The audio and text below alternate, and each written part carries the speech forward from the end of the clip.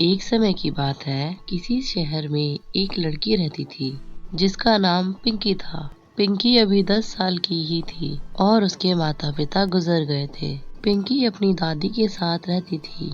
जब भी पिंकी दादी से अपने माता पिता के बारे में पूछती कि उसके माता पिता कहाँ हैं, तो दादी हमेशा कहती, आसमान में जो तारे दिख रहे हैं वही तुम्हारे माता पिता हैं। और पिंकी रोज रात को तारे देखती और अपने माता पिता को याद करके उनसे बात करने लगती। दादी की भी उम्र हो चुकी थी। दादी को लगा कि उसके बाद पिंकी की देखभाल कौन करेगा, तो दादी ने पिंकी की देखभाल के लिए उसके चाचा चाची को बुलाया और उनसे कहा, बेटा अब पिंकी की जिम्मेदारी तुम्हारे ऊपर है। मैं तो बस अब कुछ दिन की ही मेहमान हूँ। उम्मीद करती हूँ कि तुम पिंकी को अच्छे से रखोगे। हाँ हाँ माँ, हम पिंकी को अच्छे से रखेंगे। पिंकी चाचा चाची के घर चली जाती है। पिंकी की चाची उससे बहुत काम करवाती है और उसको कहती है, अगर तूने अपने चाचा को कुछ भी बोला तो तुझे और भी ज्यादा काम करना पड़ेगा और बहुत मार पड़ेगी। पिंकी और दुखी हो जाती है और अपने माता पिता को याद करती है। पिंकी बहुत रोती है, लेकिन उसकी चाची पिंकी पर बिल्कुल दया नहीं करती थी।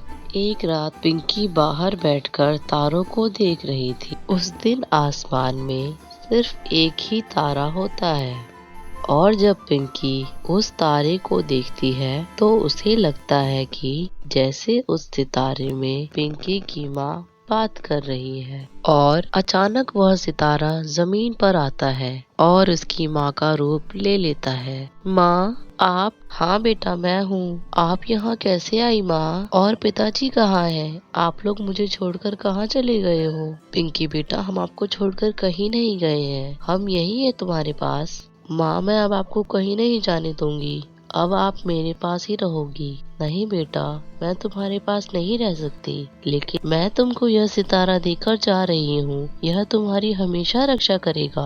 और इतना बोलकर पिंकी की माँ वापस आसमान में सितारा बन जाती है। पिंकी बहुत रोती है और रोते रोते बाहर ही सो जाती है।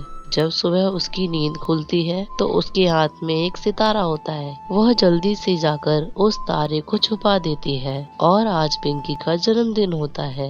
चाचा पिंकी से पूछते हैं, पिंकी बेटा तुमको आज क्या चाहिए? आज तुम्हारा जन्मदिन है। हाँ चाचा जी आज मेरा जन्मदिन है, लेकिन मुझे कुछ नहीं चाहिए। लेकिन चाचा नहीं मानते हैं और पिंकी को बाजार लेकर जाते हैं। उसे नए कपड़े, केक, मिठाई दिलाते हैं।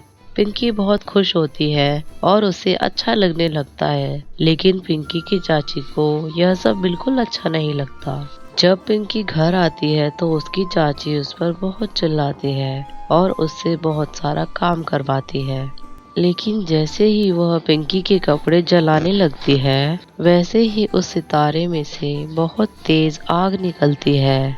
चाची के कपड़े भी जलने लगते हैं। चाची चिल्लाती है, अरे बचाओ बचाओ। पिंकी आकर देखती है तो चाची के कपड़ों में आग लगी होती है। पिंकी जल्दी से पानी लेकर आती है और आग बुझाती है। चाची को दवाई लगाती है और चाची की बहुत सेवा करती है। यह सब देखकर चाची को अपनी गलती का एहसास हो जाता है। वह पिंकी से कहती है, मुझे माफ कर दो, मैंने तुमको बहुत परेशान किया बेटा।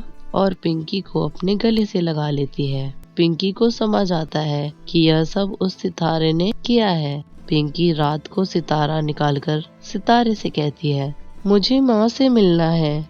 इतना कहते ही पिंकी की माँ पिंकी के सामने आ जाती है। क्या हुआ बेटा? माँ आपने यह सितारा दिया था, आज इसकी वजह से चाची को अपनी गलती का एहसास हो गया है। पिंकी की बात सुनकर माँ बहुत खुश होती है और पिंकी को बहुत सारा प्यार करती है और वहाँ से चली जाती है। पिंकी की चाची अब उसे कभी तंग नहीं करती और ना ही उससे कोई काम करवाती थी। अगर आपको ये वीडियो अच्छी लगी तो लाइक करें और हमारी आगे की कहानियों को देखने के लिए हमारे चैनल को सब्सक्राइब भी कर लें। और हाँ दोस्तों, कमेंट करना ना भूलें।